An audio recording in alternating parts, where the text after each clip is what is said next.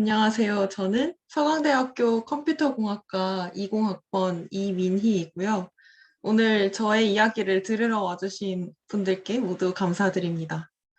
저는 이제 학교를 다닌 지 2년이 됐는데 그동안 제가 한 의미 있는 일들 중에 큰 게 이제 작년에 서강대학교 알고리즘 학회 서강 ICPC 팀의 학회장으로 활동한 거랑 그리고 작년 여름에 구글 코리아에서 인턴으로 근무한 게 있습니다. 그리고 저는 좋아하는 게 굉장히 많은데 여기 보시면 우선 뮤지컬 보는 거를 굉장히 좋아합니다. 저는 이 시카고라는 작품으로 뮤지컬에 빠졌는데 이걸 너무 좋아해서 총 10번 볼 정도로 굉장히 진심이고 그리고 이제 다른 작품들도 많이 보러 다니고 있어요. 그리고 바이올린 연주하는 것도 좋아하고요.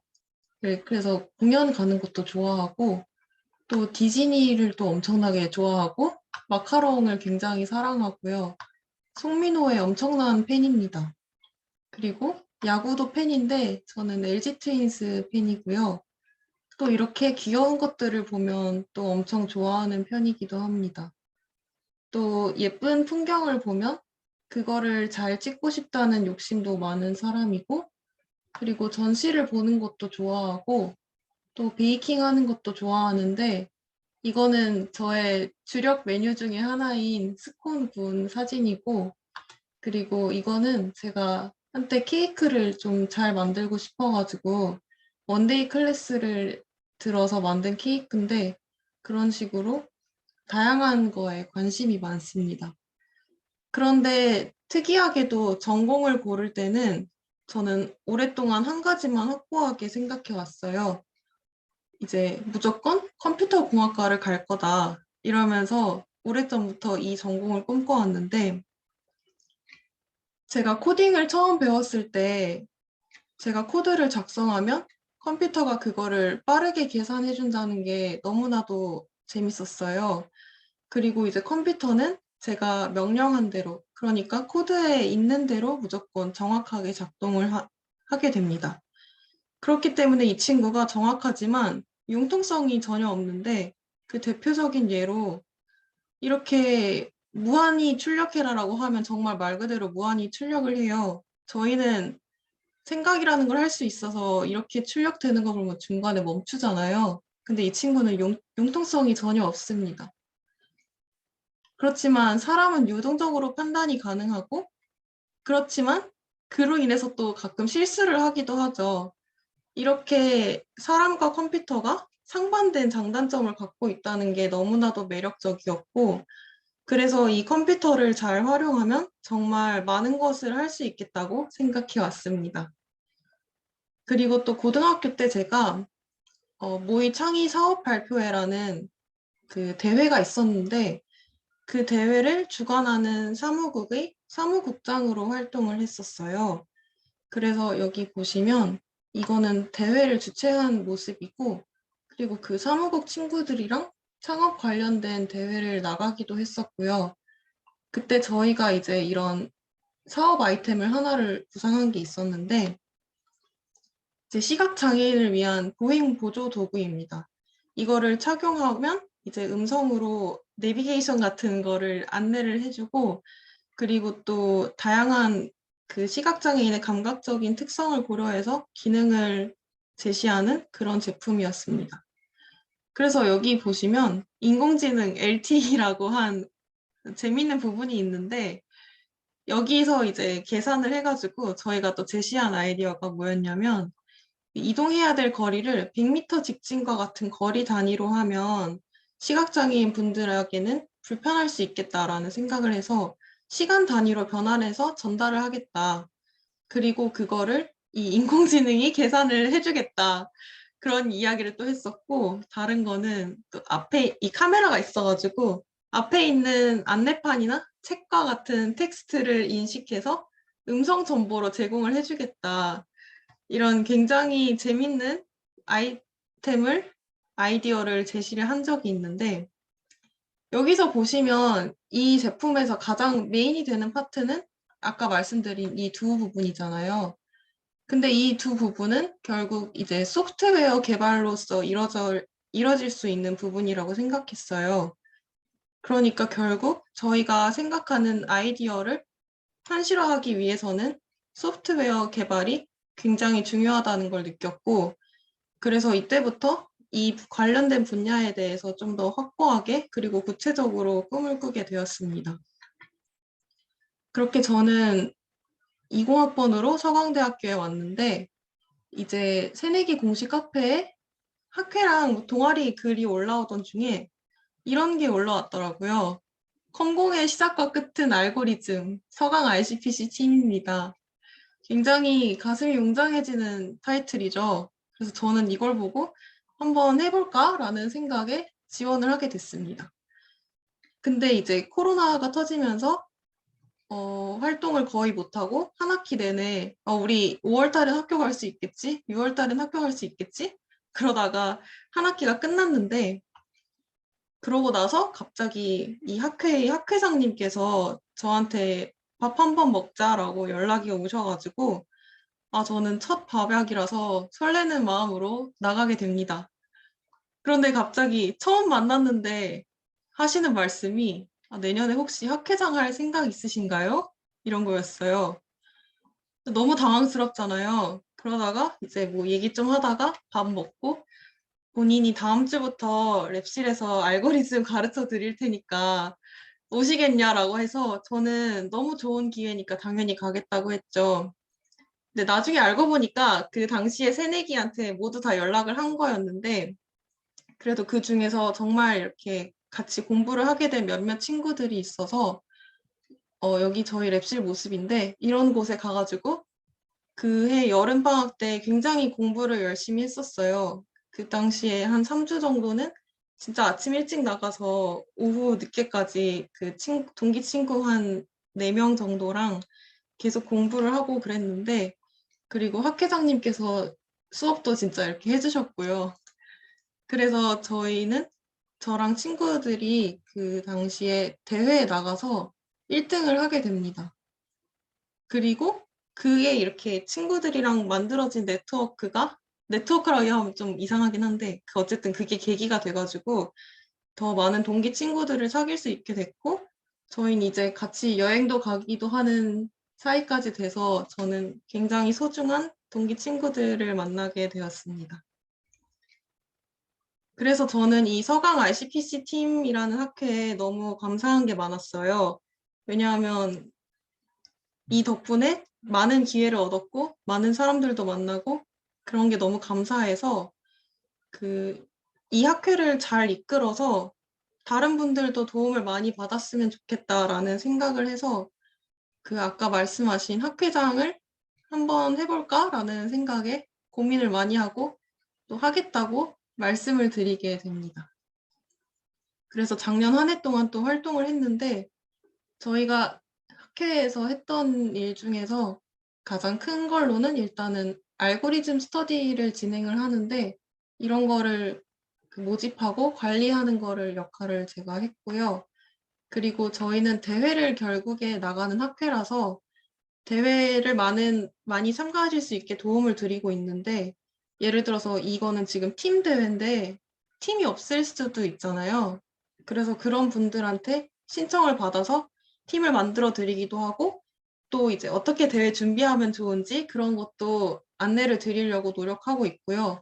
그래서 이거 작년 여름에 신촌 지역 대학생 프로그래밍 대회 한 건데, 이 10위까지가 수상권이거든요. 근데 이 10위 중에서 무려 6팀이 서강대학교잖아요. 그래서 이런 걸 보면, 물론 이분들이 잘해서 그런 거지만 굉장히 저 혼자 막 뿌듯해하고 그러면서 좋은 또 경험을 했고, 그리고 이거는 서강대학교에서 자체적으로 그 전교생 대상으로 하는 프로그래밍 대회가 있어요.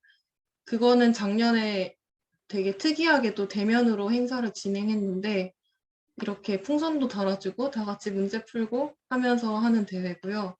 저희는 뒤에서 풍선 달아드릴 준비하고 대회 상황도 체크하고 그렇게 관리를 하고, 이렇게 끝나고는 포스터에 사인도 하고, 그렇게 되게 재밌고 소중한 경험을 많이 했습니다.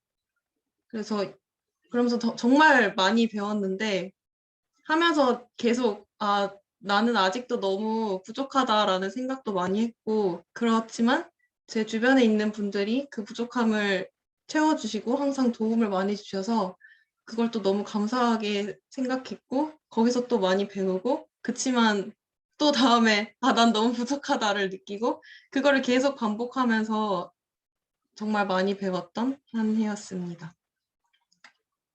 그리고 작년에 있었던 또 다른 특별한 일은 어느 날 문득 친구가 갑자기 구글이 인턴을 모집한다라고 알려줬어요. 그래서 이거를 지원을 할까 말까 고민을 많이 했는데, 왜냐하면 이게 마감일이 시험 바로 직전 날이었어가지고 그거 시험 공부를 할까 이걸 지원할까 그런 고민부터 시작해서 에이, 내가 냈는데 설마 되겠어? 그냥 그런 생각도 많이 하다가 또 그냥 한번 해볼까라는 생각에 열심히 서류를 준비해서 냈습니다. 그리고 코딩 인터뷰를 보고 합격을 했는데, 또 이 회사라는 집단에 새로 또 들어가면서 정말 많은 걸 배웠습니다. 구글이라는 회사가 어떻게 코드를 저장하고 관리하는지, 그리고 구글은 이제 메인은 어쨌든 검색 엔진을 다루는 회사니까 그 검색 결과를 그러니까 그 검색 결과를 처리하기 위해서 데이터를 어떻게 관리하는지 그 구조에 대한 것도 많이 배웠고, 또 의사결정하는 방법, 그리고 문서 작성 방법, 그리고 코드 리뷰하는 거, 그리고 다른 지사와 회의하면서 협업하는 방법, 그리고 또 다른 지역 인턴들이랑 소통할 수 있는 기회가 많았는데, 그때 그냥 간단하게 이야기하면서 거기 문화는 어떤지 그런 얘기도 하고, 또 구글이 중요하게 생각하는 가치인 다이버시티에 대한 것도 배워서 좀 많이 생각해 볼 수 있는 계기가 됐고요. 또 셀프 브랜딩 같은 것도 많이 배웠고, 그리고 이 생활을 하는 내내 영어가 굉장히 중요하다는 걸 뼈저리게 느끼면서 정말 많은 것을 배울 수 있었던 세 달이었습니다. 그리고 또 감사했던 거는 선물도 많이 받았는데 이런 키트, 웰컴 키트 같은 것도 받았고, 이 가방은 제가 너무 지금도 잘 쓰고 있고 맨날 운동 갈 때 들고 다니는 가방이 됐고요. 그리고 또 감사했던 게 저를 그 인턴이면 세 달이면 이제 끝나는 사람이잖아요. 그럼에도 불구하고 저를 한 명의 팀원으로서 생각을 해주셔서 항상 회의할 때도 함께 했고, 그리고 저의 의견을 물어봐 주시기도 하고, 그런 것들이 너무 감사했고, 심지어 회사에서 이제 저희 팀의 매니저분이 무슨 교육을 수료해서 팀원 전체에게 선물을 주는 그런 경우가 있었어요. 그때 저희 인턴들한테도 선물을 챙겨주신 거예요. 그래서 이렇게 선물도 받고, 그게 이제 인클루전에 대한 강의였어가지고, 그 인클루전에 대한 티셔츠도 선물 받아서 기분 좋게 사진도 찍고 그랬습니다. 그렇게 너무 감사하고도 의미 있는 경험을 했는데, 이제 저는 그리고 3학년이 됩니다. 그런데 이제 구체적인 진로는 이후에 별로 아직 확정된 게 없고요. 컴퓨터 공학과는 뭐 개발자로 많이 취직을 하게 되는데 다양한 분야가 있어요. 프론트엔드나 백엔드나 iOS, 안드로이드 개발자 이런 식으로도 많이 가고, 머신러닝을 공부하기도 하고 아니면 대학원을 가기도 하고 이렇게 진로가 있는데, 만약에 개발자 쪽으로 생각을 하신다면 채용 사이트에 한번 가보셔서 어떤 직군이 있는지를 한번 보시면 좋을 것 같아요. 그러면 되게 의외의 직군에서 모집을 하는 경우도 있거든요.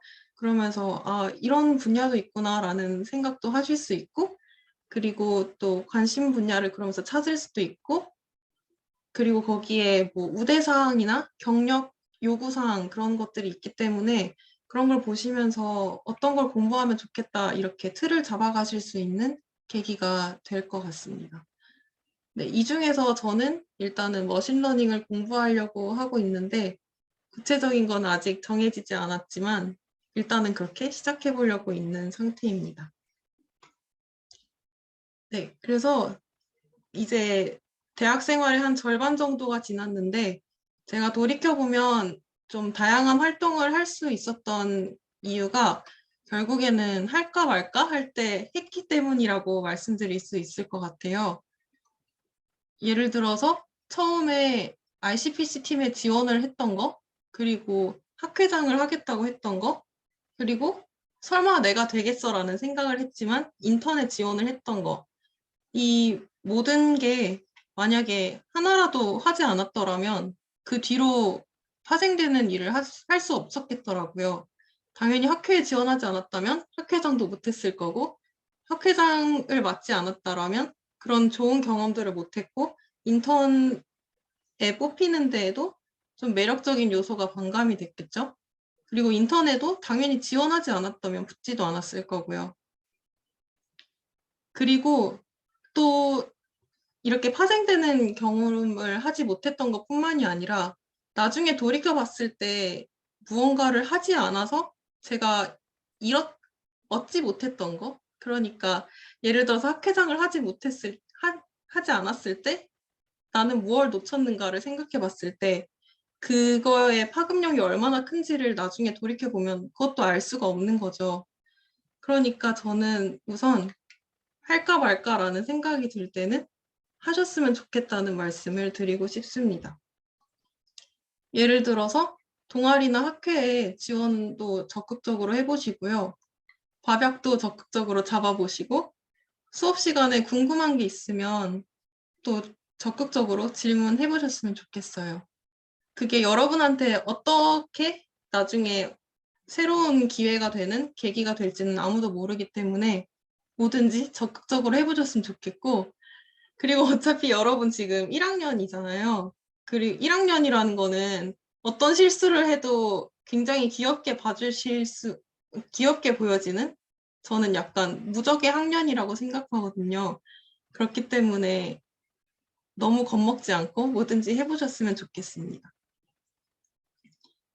그리고 두 번째로 이렇게 적극적으로 하는 과정에서 기죽지도 말라고 말씀을 드리고 싶은데, 제가 좋아하는 프로그램 중에 신서유기가 있어요. 이 중에서 한 번은 그 족구를 하는 에피소드가 있었는데, 여기서 이제 은지원님이랑 송민호님이 족구를 너무 못해가지고 시작하기도 전에 이제 사람들이 둘 중에 누가 더 못할 거냐 이런 얘기 하다가 강호동님은 이제 지원이하고 민호 중에 컨디션 좋은 사람이 진다 이런 얘기가 나올 정도로 그런 얘기를 하고 있었는데, 이제 송민호님이 그날 컨디션이 너무 좋았던 거죠. 그래서 자신감이 너무 충만해가지고 결국 이 팀이 지게 됩니다. 그러고 나서 이제 밥 먹으러 가서도 계속 사람들이 놀리는 거예요. 이러다가 이제 강호동님이 민호 기사를 봤는데 성공했을 때 제일 중요한 키워드가 뭐냐고 물어봤더니 자기 스스로를 믿는 게 제일 중요하다 이렇게 얘기했더니 그 옆에 계신 피오님이 오늘 그것 때문에 졌다 그러면서 계속 놀리다가 이제 같은 팀이었던 규현님도 나는 너가 너를 너무 믿길래 나도 널 믿었는데 너가 날 속인 거다 이러면서 얘기를 하는데, 여기서 송민호님이 여기서 기죽지 않는 게 중요하다 이렇게 얘기를 하시는 거예요. 저는 이걸 보고 약간 좀 많이 놀랬어요. 왜냐하면 저는 송민호님을 보면 항상 본인을 사랑하고 완전 자신감 넘치고 자존감 높은 게 타고난 영역이 크다고 생각을 했었는데, 이걸 보시면 어떻게 사람이 타고나지 않고서야 이렇게 자신감이 넘칠 수 없잖아요. 그래서 그렇게 생각했는데 여기서 기죽지 않는 게 중요하다라고 하시는 걸 보면서 결국 이 사람도 스스로 노력한 결과구나라는 걸 많이 깨달았던 것 같아요. 저는 굉장히 소심한 성격이라서 사소한 거에도 좀 많이 영향을 받고 주눅도 많이 들고 자책도 많이 하고 되게 부끄럽다는 생각도 많이 하는 타입인데, 이런 것도 이제 내가 좀 더 노력하면 해결할 수 있는 부분이겠구나. 그리고 이것도 노력이 필요한 영역이구나. 그래서 마음을 다시 좀 잘 먹어보자. 이런 생각을 최근에 많이 했던 것 같습니다. 그래서 여러분들도 아까 말씀드린 것처럼 동아리 지원하거나 밥약 잡거나 질문을 막 적극적으로 하는데 이게 잘 안 될 수도 있잖아요. 뭐 동아리 떨어질 수도 있고 선배가 밥약 거절할 수도 있고 교수님께서 그런 수준 낮은 질문은 하지 마시기 바랍니다라고 답변하실 수도 있죠. 그렇지만 이때 주눅 들지 말고 앞으로는 그러지 말아야지 그렇게 생각하시지 말고 그냥 다른 곳에 지원해보자. 다른 선배랑 만나보자. 다른 거 질문해보자.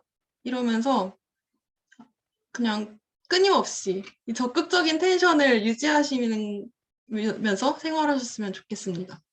물론 이게 쉽지 않은 거 저도 알고 있어요. 저도 이렇게 말은 하지만 매일매일 이게 정말 쉽지 않다고 생각하고 있는데 그렇지만 그 적극적인 것들이 하나하나 모여서 앞으로 어떤 결과가 생길지는 아무도 모르는 거기 때문에 그 텐션을 계속 유지하는 게 중요하다는 생각을 많이 했고 여러분들도 대학교에서 그러면서 다양하게 적극적으로 활동하셨으면 좋겠습니다. 그리고 이거랑 연결되는 걸로 흑역사를 너무 두려워하지 않으셨으면 좋겠는데 저는 이제 흑역사에 대해서 제가 하는 모든 건 흑역사가 될 거라는 걸 알고 있거든요. 지금 제가 하고 있는 이 발표도 조만간 흑역사가 될 거라는 걸 알고 있지만 하고 있지 않습니까? 그리고 이제 과거에 했던 게 흑역사라고 보인다는 거는 그 사이에 성장을 했다는 의미라고도 생각하기 때문에 나중에 어떻게 봤을 때 되게 부끄러울 것 같다라는 생각은 잠시 넣어두고 적극적으로 행동하셨으면 좋겠습니다. 또 마지막으로 저한테 굉장히 도움이 됐던 게 기록하는 건데요. 저는 기록을 두 가지 종류로 나누고 있어요. 하나는 다른 사람이 보는 기록과 나머지 하나는 나만 보는 기록으로 나누고 있는데 다른 사람이 보는 기록은 본인이 어떤 사람인지를 드러내는 용도예요. 여러분이 자기소개서를 작성해서 여기 들어오신 분들이라면 많이 공감하실 텐데 본인이 얼마나 매력적인 사람인지를 보여주는 게 쉽지 않은 것 같아요. 특히 자소서 같은 굉장히 한정적인 자원에서는 더 그렇죠. 그리고 또 어느 순간 이거를 준비해 봐야겠어 하면서 준비를 하면 원래 보여주고 싶었던 것도 다 충분히 보여주기가 힘들기도 하고요. 그래서 이렇게 블로그 같은 거를 만드셔서 평소에 본인이 하는 생각이나 활동 같은 거를 기록해 주셨으면 좋겠습니다. 또 너무 각 잡고 글을 쓰려고 하면 또 잘 안 써지게 돼서 사소한 것부터 조금씩 꾸준히 쓰시는 거를 추천드려요. 저는 그래서 이 블로그에 카테고리를 크게 세 가지로 나눠놨는데 이 커리어라는 거는 소위 말하는 스펙에 대한 부분이고요. 그래서 특별한 영역에는 제가 한 특별한 경험들, 회장 인턴 같은 거에 대한 내용을 담고 있고 오늘 한 이 발표도 아마 이 특별한 영역에 들어가야지 않을까 싶습니다. 그리고 대회는 대회 출전 기록을 해두려고 하고 있고 알고리즘은 전공 관련 공부를 기록해 두고 있습니다. 그리고 여기 미니라는 거는 제가 관심 있는 것들에 대해서 기록해 두고 있는데 여기 리뷰는 뮤지컬이나 여행이나 맛집 같은 거를 기록해 두고 있고 인터뷰는 제가 지인들 중에 소개하고 싶은 분들을 인터뷰해가지고 여기다가 기록해두는 컨텐츠를 이제 최근에 시작을 해서 앞으로 꾸준히 해보려고 하고 있는 부분이고 독서 같은 거는 미니 책방이라는 카테고리에 저장하고 있습니다. 그리고 여기 삶이라는 거는 여기 과거, 현재, 미래에는 분기별로 제가 어떤 일을 계획했는지 그리고 그걸 어떻게 했는지 그리고 앞으로의 다음 분기에 대한 계획은 어떤 건지 이런 걸 기록해 두려고 하고 있고 그 아름다워라는 거는 그냥 정말 사소한 이상한 생각들 같은 것들 잡다하게 적어두는 용도로 쓰고 있습니다. 그래서 꼭 이렇게 카테고리를 나누지 않아도 정말 사소한 거라도 좋으니까 본인을 드러내는데 이 블로그를 운영하셨으면 좋겠고요. 그리고 최대한 가능한 빨리 시작하시면 좋겠습니다. 그리고 두 번째로는 이제 나만 볼 수 있는 기록에 대한 내용인데 그건 일기에 대한 내용이에요. 그래서 제가 좋아하는 책에 이런 부분이 나와요. 25의 내가 28의 나를 위로한다. 동생 주제에 꽤나 위로를 잘한다라는 부분인데 저는 일기를 굉장히 오래전부터 써왔거든요. 그러다가 이제 옛날 일기를 읽어보면 정말 이렇게 과거의 나에게 위로받는다는 느낌이 들 때가 있어요. 그리고 또 그 당시에 내가 했던 생각들을 보면서 아, 왜 저런 생각을 했지? 저때 상황이 어땠지? 아니면 저때 좀 생각이 역시 좀 어리군, 좀 귀엽다 이런 생각을 하기도 하고 아니면 오히려 좀 너무 성숙해서 놀랄 때도 있고 아니면 뭐 어떤 막 다짐에 대한 얘기를 적어놓은 걸 보면서 아, 저 때부터 저 다짐을 했는데 난 아직도 똑같은 말을 하고 있네. 사람이 발전이 없네. 이러면서 반성을 하는 계기가 되기도 합니다. 그래서 한 몇 가지를 보여드리고 싶은데 성공이란? 이라는 질문에 3년 전에 제가 행복 3개 하는 거 그게 전부라고 적어놨어요.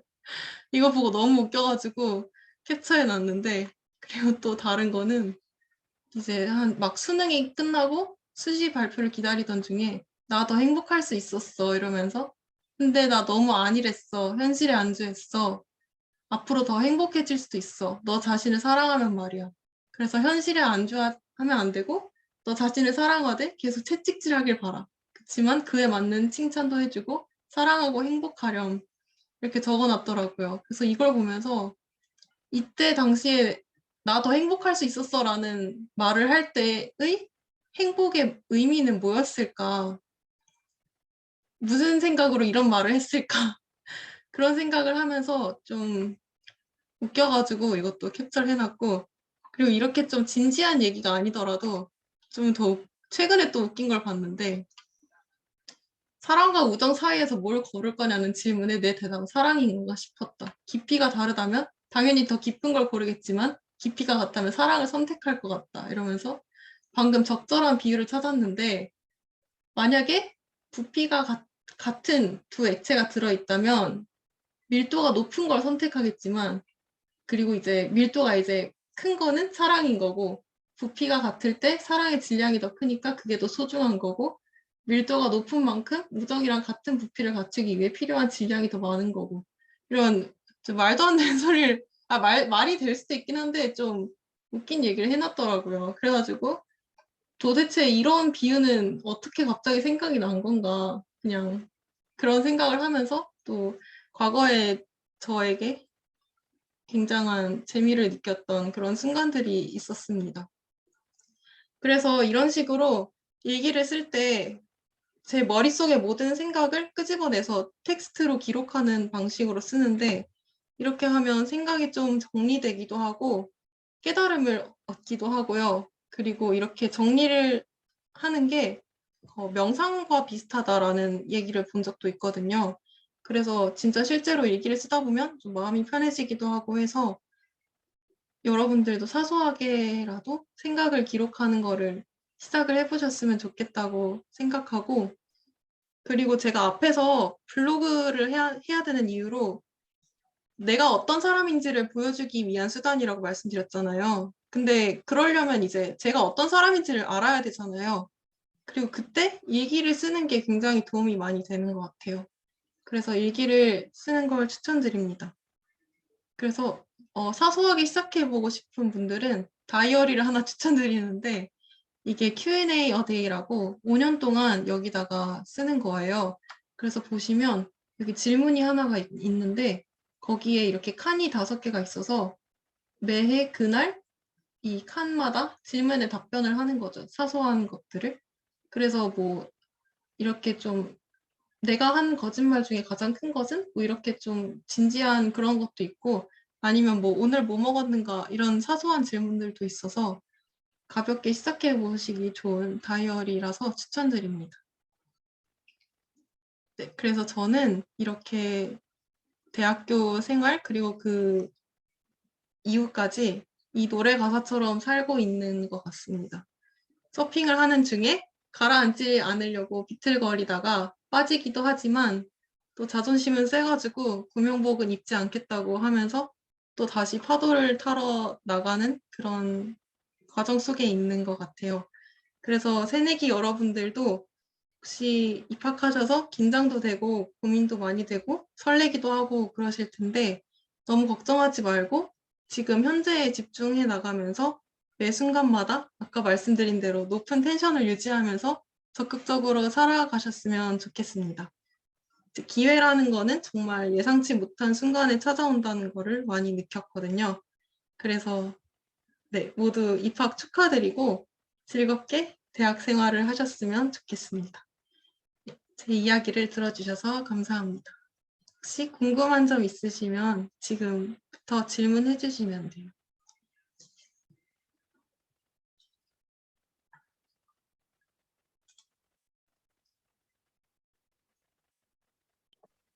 여러분 마이크나 채팅으로 자유롭게 질문해 주시면 되세요.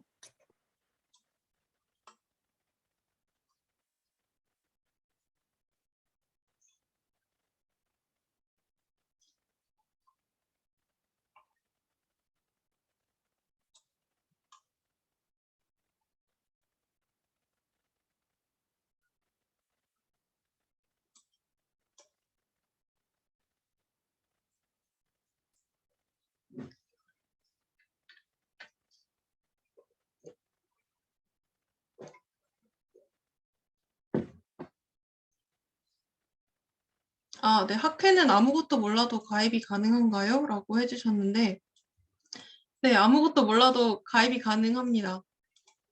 애초에 학회라는 게 공부를 하려고 들어가는 건데, 그러니까 아무것도 모르는 상태에서 가입하는 게 저는 개인적으로 당연하다고 생각하고, 특히나 새내기 분들은 이제 처음인 분들도 많으니까, 네, 그런 식으로 생각해 주시면 될 것 같고, 컴퓨터공학과 학회 같은 경우에는 자체적으로 진행하는 스터디가 많이 있어서 아예 처음이신 분들도 와서 들을 수 있는 수업 같은 게 많이 열리기도 해서 그냥 가입하시면 좋을 것 같습니다. 보통 인턴은 몇 학년부터 하고 인턴을 하기 위해 어떤 조건이 필요한지 궁금합니다. 라고 하셨는데 보통 인턴은 3학년부터 하는 게 좀 일반적인 케이스고 그 전에 좋은 기회가 있으면 하게 되는 것 같아요. 왜냐하면 인턴 자체가 일단은 기본적으로 그러니까 사실 제가 조금 특이한 케이스였던 거고 인턴을 준비하는 데 있어서 스펙을 많이 보고 그러려면 또 그걸 쌓는데 시간이 필요하고 하기 때문에 3학년부터 많이 하는데 그 전에 또 좋은 기회가 돼서 하실 수도 있고요. 그리고 인턴을 하기 위해 어떤 조건이 필요한지 궁금하다고 하셨는데 이거는 회사마다 다르고 채용하는 인턴마다 다른데 인턴에는 예를 들어서 카카오나 네이버 같은 국내 기업의 같은 경우에는 크게 채용 연계형 인턴이 있고 아니면 그냥 체험형 인턴이 있어요. 근데 채용 연계형 인턴은 인턴을 끝내고 잘하면 졸업 직후에 바로 정규직으로 채용이 된다는 게 전제가 되는 인턴이기 때문에 그런 거는 이제 4학년쯤에 졸업이 얼마 안 남은 시점에서야 지원을 할 수 있는 경우가 많고 그리고 체험형 인턴은 그런 거랑 별개로 그냥 조건이 되면 그리고 붙으면 할 수 있는 인턴입니다. 답변이 되셨는지 모르겠는데 혹시 궁금한 게 있으시면 또 다 질문해 주시면 되고 알고리즘을 공부할 때 따로 수학 공부를 하셨는지 하셨다면 어떤 분야를 얼마나 하셨는지 궁금합니다 라고 하셨는데 저는 알고리즘을 위한 수학 공부는 하지 않았어요. 그냥 알고리즘만 공부해도 일단은 알고리즘 자체만으로도 공부할 게 더 많이 있는데 거기에서 더 심화적으로 나가고 싶으시면 정수론 같은 공부를 하는 분들도 많이 봤고 기하 공부하는 분들도 봤는데요. 네. 그리고 이제 수학 공부는 그래서 많이 안 했고 알고리즘 위주로 했는데 이 알고리즘 공부도 아까 말씀드린 것처럼 저희 서강 ICPC 팀에 들어오시면 스터디를 통해서 되게 다양하게 배우실 수 있을 것입니다. 그리고 본인이 한 가장 큰 거짓말에 대한 썰을 풀어줄 수 있나요? 기억이 잘 안 나는데 거짓말 지금 생각나는 거는 그게 있네요. 제가 지금 PT를 받고 있는데 그래서 식단을 지켜야 되는데 이제 식단 외의 것을 먹었다는 걸 이야기하지 않은 거. 그 이야기하지 않은 것 자체도 거짓말이라는 생각을 했었어요. 그게 가장 큰 거짓말인 것 같습니다. 인턴 채용 정보는 보통 어디서 알 수 있는지, 토익이나 토플 등 시험 점수도 필요한지 궁금합니다. 인턴 채용 정보는 제가 알기로는 오픈 채팅방 그런 정보를 통해서도 알 수 있고, 아니면 이제 채용 시즌이 되면 그 공고 사이트에 올라오는데, 그게 한 대부분 4월 말, 5월쯤부터 시작이 되고, 저 같은 경우에 제가 한 인턴은 4월 초반 그 정도의 공지가 올라왔던 걸로 기억하고 있고요. 그래서 그쯤 되면 한 번씩 그 회사 채용 사이트에 들어가서 확인해 보시면 좋을 것 같아요. 그리고 토익이나 토플 등 시험 점수도 필요한지 궁금합니다라고 했는데, 이거는 그 모집하는 직군에 따라서 다른데, 컴퓨터 공학에서는 그렇게 크게 요구하진 않는 것 같아요. 그래서 이런 것도 그 채용 공고 중에서 요구사항 같은 데 적혀 있을 거라서 그런 걸로 확인해 보시면 좋을 것 같고, 학회 여러 개 들어가신 분들도 있었나요? 네, 많습니다. 저희 컴퓨터 공학과에는 학회가 4개 있는데, 그 중에 하나는 소수정예의 그 친목학회라서 좀 들어가기도 어렵고 해서, 그걸 제외하자면 나머지 3개는 그 프로젝트 위주 학회랑 웹 학회랑 그리고 알고리즘 학회 이렇게 있는데, 3개 들어가신 분들도 많이 있고요. 저 같은 경우에는 2개 들어가 있고 그렇습니다. 그래서 여러분이 관심 있는 분야가 있으면 다 들어가 보시면 좋겠어요. 인턴 생활에서 주로 하던 업무. 제가 이 얘기를 빠뜨렸네요. 저는 그 구글 데스크탑 서치 팀에 있었는데, 이제 간단하게 얘기하면 PC로 서치를 하는 환경에 대한 거를 다루는 그런 팀이었어요. 그래서 저희가 그 회사에서 새롭게 론칭하고자 하는 기능이 있었는데, 저는 그 중에서 서빙 쪽에서 어떻게 이거를 정보를 분류할 건가에 대한 거를 코딩하는 프로젝트를 했었습니다. 구글 인턴은 영어로 소통했다고 하셨는데, 영어 공부 어떻게 하셨는지 궁금해요. 저는 일단 평소에 그 모던 패밀리라는 미드를 좋아해서 그거를 좀 그럴 때 있잖아요. 되게 아무것도 하기 싫어서 폰은 보고 싶은데 딱히 뭔가 볼 게 없다. 그럴 때 그 미드를 되게 자주 봤었어요. 그래서 그거를 영어 자막으로 틀어놓고 봤었는데, 처음부터 영어 자막이 부담스럽다 하시면 한국어로 봤다가 영어로 보셔도 좋을 것 같고, 그래서 그렇게 본 게 많이 도움이 됐고, 그리고 제가 코딩 인터뷰가 2번 있었는데, 한 번은 한국어고, 한 번은 영어로 봤었거든요.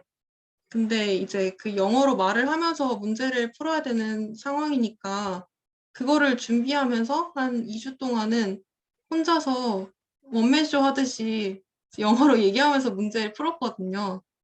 그런 게 이제 일단은 면접을 준비하는 데 도움이 많이 됐고, 그리고 그 외의 것들은 일을 하면서 영어를 많이 써야 되는 상황이 어쩔 수밖에 없어서 그냥 자신감으로 많이 하기도 하고 그런 식으로 준비했습니다. 그래서 좀 너무 중구난방이었는데, 정리하자면 미드가 많이 도움이 됐고, 그리고 말을 잘하려면 결국에 말을 많이 해보는 방법밖에 없기 때문에, 저는 시간이 되시면 좀 그 미드 쉐도잉 하는 것처럼 대본도 보시고 하시는 방법으로 말을 많이 하는 연습을 해보시면 좋을 것 같습니다. 성황 ICPC 학회에는 컴공과가 거의 많나요? 1학년 비율은 어느 정도 되는지도 궁금해요. 라고 하셨는데, 작년 3월에는 1학년이 거의 한 4, 50명 정도 됐고요. 1학년 때부터 지원하시는 분들도 많아서 1학년 비율도 꽤 많고요. 그리고 학과 같은 경우에는 컴퓨터공학과가 당연히 제일 많지만 복수전공생분들도 많고, 복수전공이 아니더라도 관심 있어서 오시는 분들도 많습니다. 그리고 모집할 때 학과나 학년에 제한은 두고 있지 않습니다. 컴공을 제1전공이 아닌 다전공으로 했을 때 제1전공과 차이는 어느 정도인가요? 그 차이라는 거에, 그러니까 어떤 의미로 차이를 말씀하신 건지 모르겠는데, 듣는 전공 과목은 아마 1전공보다는 조금 더 적은 편이라고 알고 있고, 그리고 내용을 습득하는 정도의 차이라는 의미셨다면 다른 복수 전공 하시는 분들도 컴공 본전공 하시는 분들만큼 잘하시는 분들도 굉장히 많이 봐서 뭐 차이가 별로 있진 않은 것 같습니다. 또 궁금한 점 있으시면 질문해 주시고 아까 답변 드린 것 중에서 좀 부족한 것도 다시 질문해 주셔도 괜찮습니다.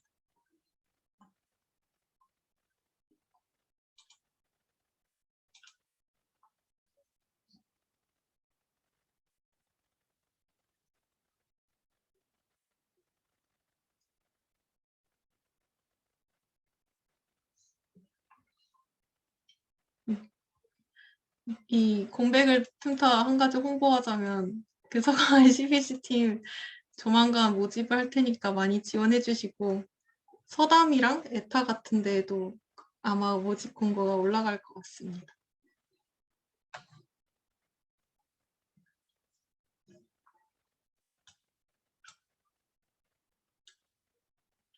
혹시 구글 인턴에 결정적으로 합격하게 해준 본인의 이점 또는 경험이 무엇이라고 생각하시나요? 라고 하셨는데 어, 일단 저의 이점은 그 당시에 제가 하고 있었던 학회장이라는 게 큰 도움이 됐던 것 같고 그리고 왜냐하면 학회장을 맡았을 때 당시에 그러니까 이력서를 작성할 당시에 저를 최대한 어필하고 싶어서 아, 나는 학회장이다. 근데 이 학회에는 지금 거의 200명 가까이 되는 인원이 있다라고 이런 식으로 적었거든요.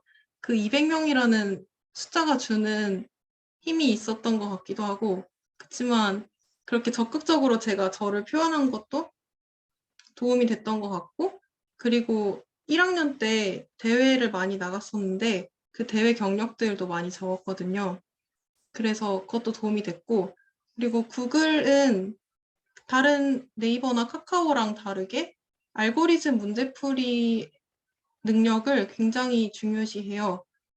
면접 내용만 봐도 알 수 있는데 이 면접이라고 하는 게 알고리즘 문제를 정말 푸는 게 전부였거든요.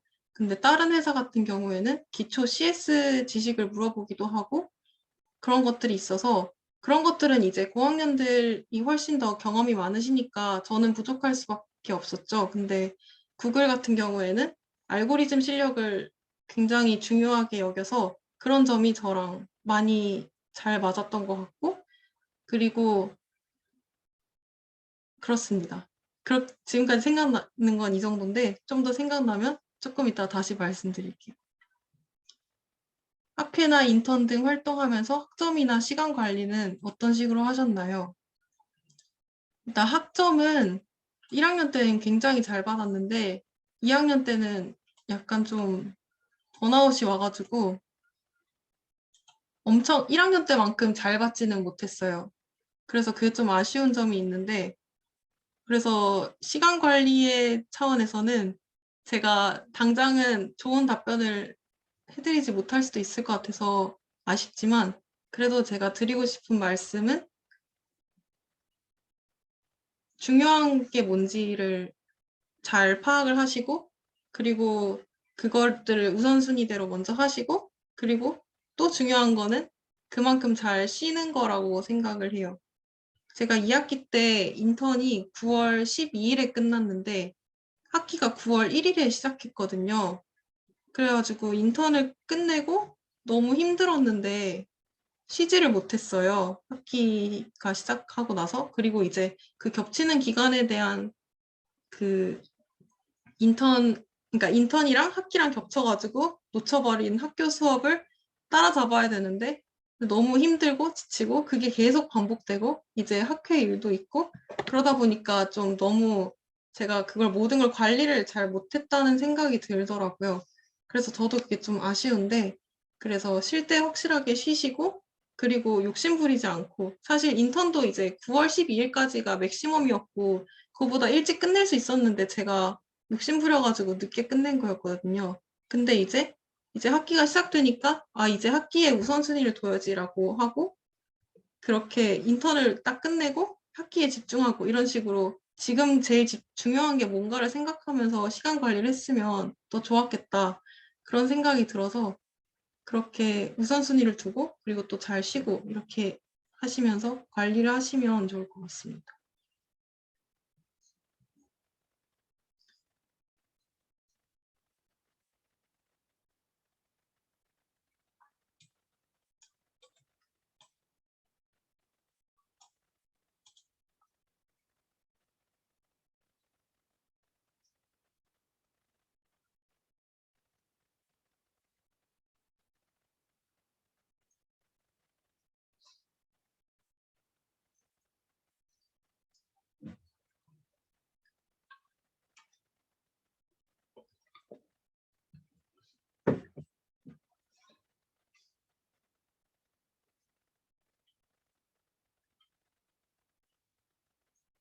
컴공에서 제일 어려웠던 과목은 무엇이었나요?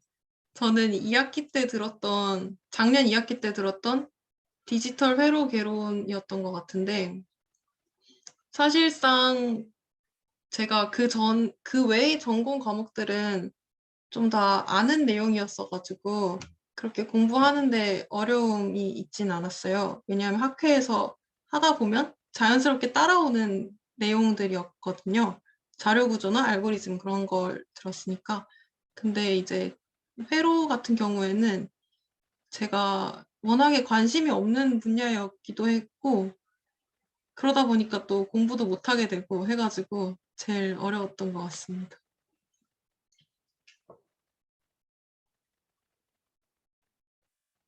오, 우선순위를 두어야 한다고 하셨는데 1학년 때 가장 중요한 우선순위는 무엇이라고 생각하시나요? 오, 너무 좋은 질문 해주셨는데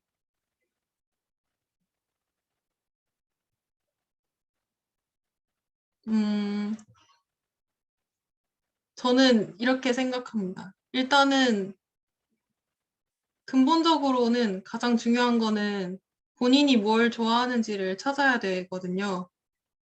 그 사실 교수님들 같은 경우도 그렇고 주변 사람들도 그렇고 앞으로 뭐 할지는 3학년 되면 3, 4학년 때 이제 취준하면서 찾으면 된다. 그런 얘기를 하시는데 저는 거기에 개인적으로 동의하지 않아요. 왜냐하면 그때 돼서 찾고 관련된 걸 하려고 하면 그때 이미 너무 늦거든요. 그래서 1학년 때부터 어떤 걸 하면 재밌을지 앞으로 어떻게 살아가면 좋을 것 같은지 그런 거를 고민을 하셔야 되는데 그러려면 이제 다양한 경험을 해보시는 게 중요하다고 생각이 듭니다. 그래서 그게 가장 중요하지만, 그래서 다양한 활동도 했으면 좋겠다고 말씀을 드린 거였고, 그치만 그 와중에 학점도 절대 놓치시면 안 돼요. 왜냐하면 1학년이 사실상 학점을 따기에 제일 쉬운 학년이거든요. 그래서 그 기회를 놓치면 너무 아쉽잖아요. 그래서 다양한 걸 시도하면서 본인이 어떤 사람인지를 찾되 학점은 놓치지 않기라고 말씀드리고 싶습니다. 제일 꿀이었다 혹은 이건 꼭 들어야 한다 하는 과목이나 교수님 있으신가요?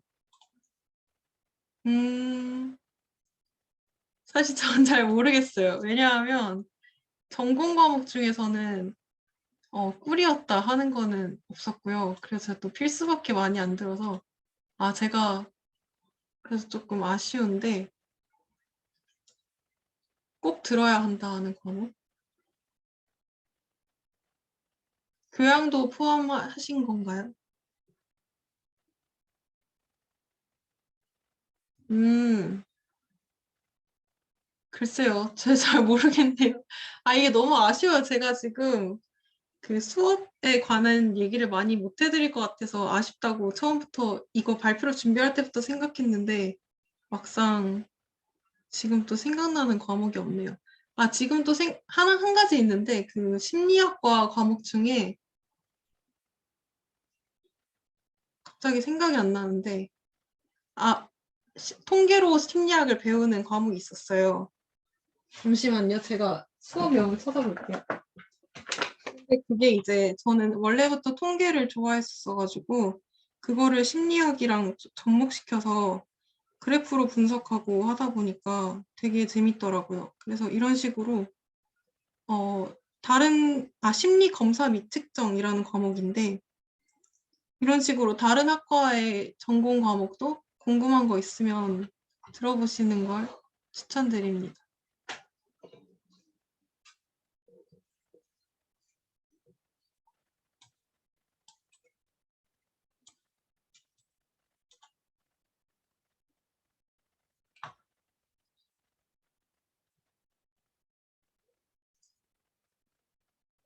아, 좋은 노트북이나 컴퓨터요? 저는 그냥 별로 생각 없이 그냥 삼성 노트북 쓰고 있는데 그 친구 중에 디자인을 되게 잘하는 친구가 있는데 그 친구는 그래픽 카드 좋은 거를 쓰는 것 같기도 그래픽 카드 그런 거 신경 쓰면서 구매하는 것 같더라고요. 그래서 만약에 디자인 쪽에 관심 있으면 그런 것도 봐셔도 좋을 것 같고 그 맥북도 있으면 좋겠지만 저는 아직 갖고 있지 않고 아직까지는 필요성을 못 느끼고 있습니다. 오히려 저는 패드를 하나 사라고 추천드리고 싶은데 강의 자료가 너무 많고 그러다 보면 검색하기에도 좀 불편하고 하는 게 있어서 패드를 차라리 하나 사셔서 거기에 위에다 필기하고 강의 자료 정리도 쉽게 하실 수 있을 것 같고 그렇게 추천드리고 컴퓨터는 그 코딩 완전 기본적인 것만 할 수 있는 정도면 일단은 괜찮은 것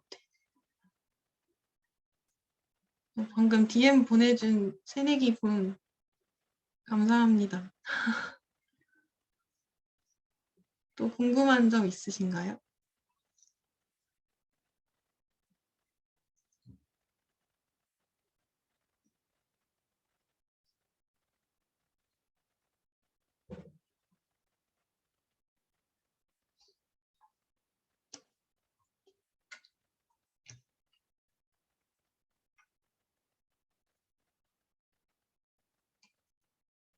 아, 여러 대회를 나가셨다고 하셨는데 어느 대회가 열리는지 언제 참가하는지 등의 정보를 어디서 얻을 수 있나요? 제가 나간 대회는 다 알고리즘 문제풀이랑 관련된 대회였기 때문에 그 학회에 내 공지사항 올라온 거 보면서 대회 나갔고 그리고 좀 그 외의 대회 자체에 대한 정보는 에브리타임의 홍보 쪽 섹션에도 올라갑니다. 그걸 통해서 보실 수도 있고, 네, 그렇습니다. 관심 있으시면 학회에 들어오시면 대회 많이 나가실 수 있습니다. 그리고 저희 팀도 만들어 드리니까 관심 있으면 와주세요. 아, 그래서 이런 대회가 열리는 거 이런 거는 그 에브리타임 홍보 게시판을 항상 참고하시면 좋을 것 같아요. 서담에도 홍보 게시판이 있고요.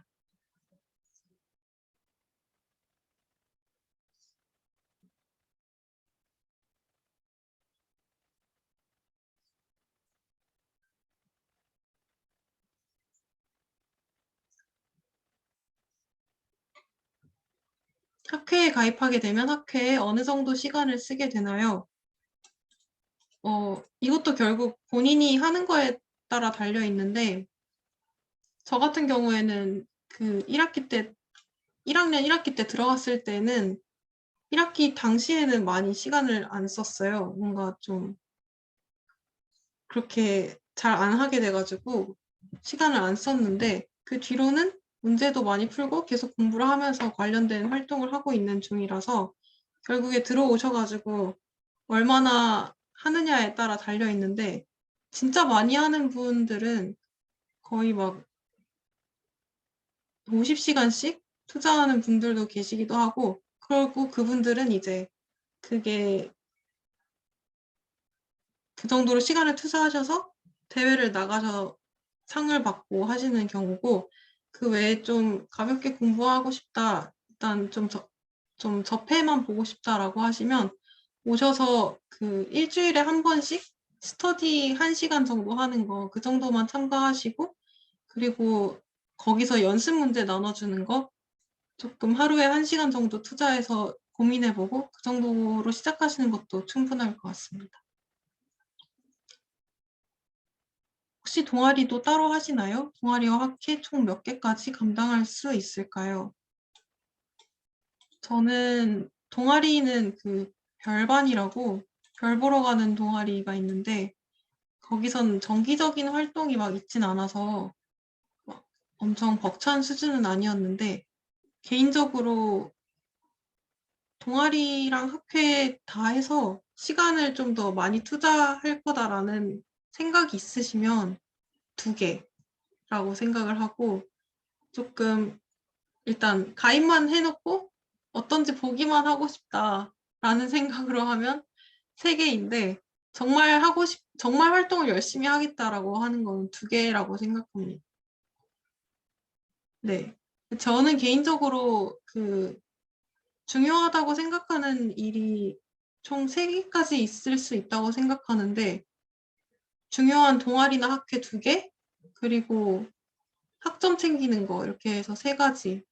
그렇게 학기를 보내셔도 엄청 바쁘실 거예요. 할 일도 많으시고.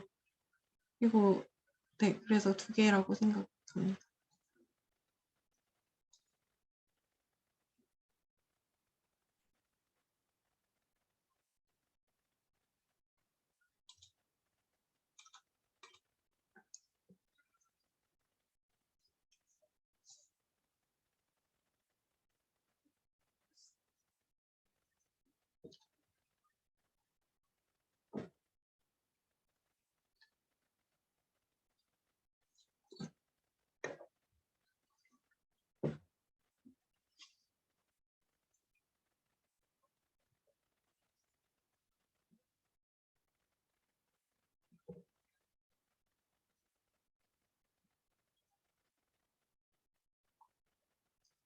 이제 시간이 얼마 안 남았는데 궁금한 거 있는 분 있으신가요?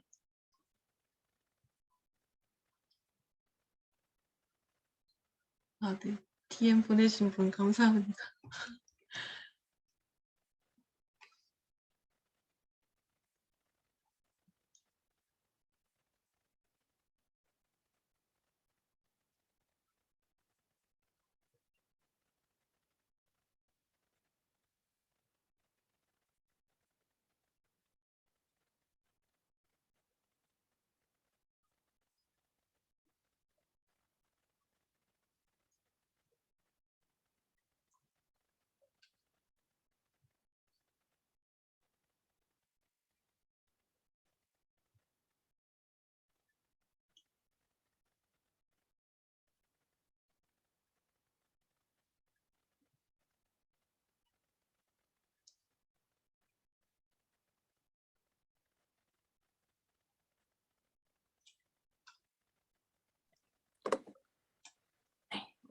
혹시 질문 더 없으실까요?